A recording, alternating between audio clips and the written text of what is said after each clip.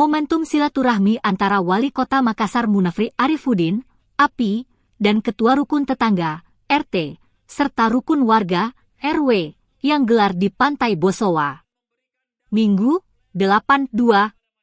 Dalam pertemuan tersebut, Wali Kota Makassar, Munafri Arifudin, API, menegaskan bahwa pelayanan kepada masyarakat dan kebersihan lingkungan menjadi dua fokus utama yang harus dijalankan secara konsisten dan kolaboratif oleh RT RW sebagai garda terdepan pemerintah.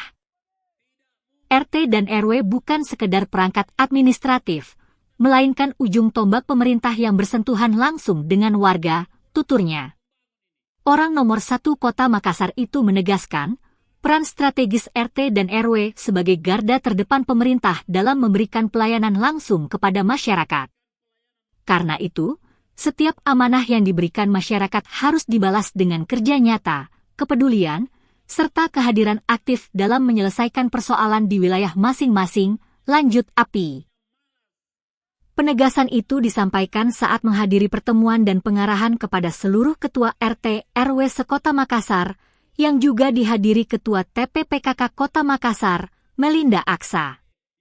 API menyampaikan bahwa terdapat kesamaan mendasar antara RT, RW, dan Wali Kota, yakni sama-sama dipilih langsung oleh masyarakat melalui mekanisme pemilihan. Karena itu, tanggung jawab yang diemban harus dijalankan secara nyata dan maksimal demi kepentingan warga. RT, RW, dan Wali Kota itu sama. Kita dipilih oleh masyarakat melalui ujung paku.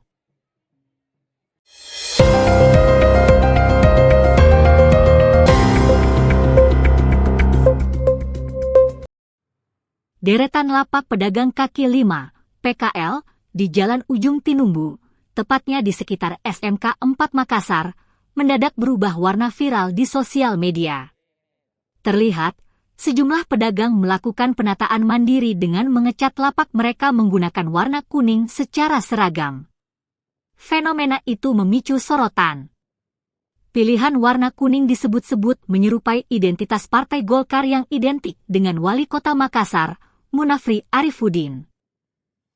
Isu yang beredar menyebut, pengecatan tersebut dilakukan agar lapak pedagang tidak tersentuh penertiban pemerintah kota. Berdasarkan video yang beredar, lapak yang dicat kuning umumnya merupakan bangunan semi permanen berbahan seng dengan atap rangka kayu sederhana. Sebagian berdiri di tepi bahkan di atas trotoar dan drainase. Ada yang difungsikan sebagai warung makan, konter pulsa, hingga penjualan voucher, lengkap dengan etalase dan spanduk dagangan. Diketahui, pihak Kelurahan Paranglayang, Kecamatan Bontoala, sebelumnya telah menjadwalkan turun langsung ke lokasi untuk memberikan peringatan kepada pedagang. Namun, agenda tersebut sempat tertunda setelah terjadi adu mulut dengan salah satu pemilik warung yang disebut-sebut mengaku sebagai oknum aparat. Kondisi kawasan terlihat kurang tertata.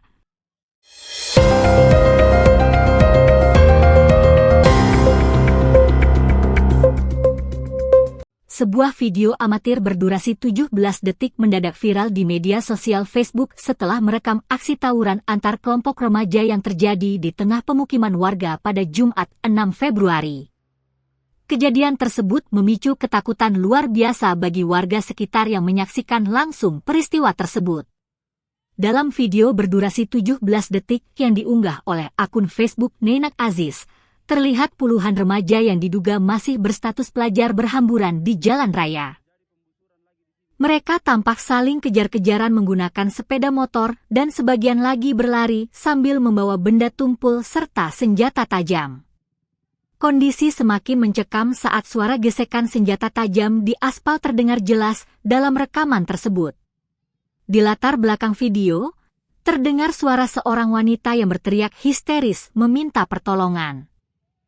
"Ya Allah, itu bawa senjata," teriak wanita dalam video tersebut sambil terisak ketakutan.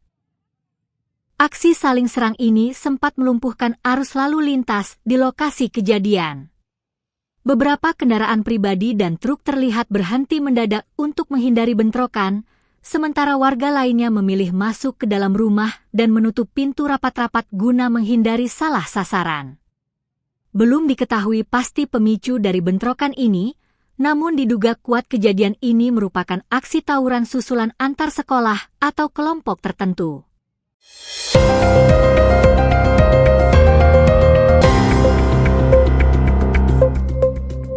Kita dukung tentu penanganan atau langkah-langkah diambil oleh Pak Wali, ya.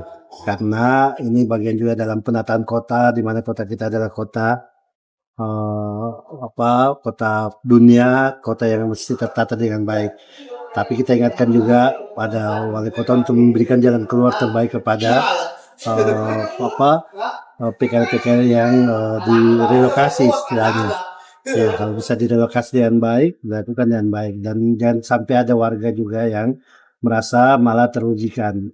Ya, tetapi secara umum kita dukung Pak Wali, apalagi ini menjadi titik balik penataan kota insya Allah untuk lebih baik, titik balik pencegahan banjir, dan titik balik pencegahan kemacetan di Kota Makassar. Tapi kita melihat memang sudah ada perubahannya di.